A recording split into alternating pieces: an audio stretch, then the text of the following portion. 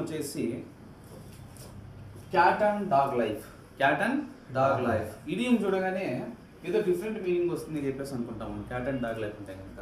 So first of all దీని meaning ఏంటి అంటే కనుక life is full of quarrels and troubles. మన లైఫ్లో ఎప్పుడైనా గొడవలు వచ్చినప్పుడు కానీ లేదా ఎక్కువ ట్రబుల్స్ ఫేస్ చేస్తున్నప్పుడు కానీ వాడేటటువంటి ఇడియం ఏమంటామంటే క్యాట్ అండ్ డాగ్ లైఫ్ అని అంటాం అనమాట. తర్వాత example, Vijay Mallya's life turned as cat and dog life.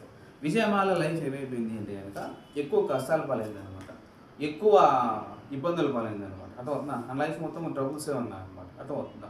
So ఒకరి యొక్క లైఫ్ కావచ్చు లేదా మన లైఫ్ కావచ్చు ఎక్కువగా ట్రబుల్స్లో ఉంది, ఎక్కువ ప్రాబ్లమ్స్లో ఉంది, ఎక్కువ గొడవలతో ఉంది అని చెప్పడానికి మనం ఇంగ్లీష్లో వాడేటటువంటి ఇడియం ఏంటి అంటే కనుక క్యాట్ అండ్ డాగ్ లైఫ్.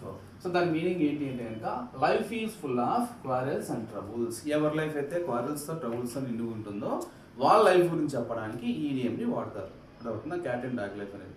దీనికి ఒక ఎగ్జాంపుల్స్ రాస్తారా? రైట్.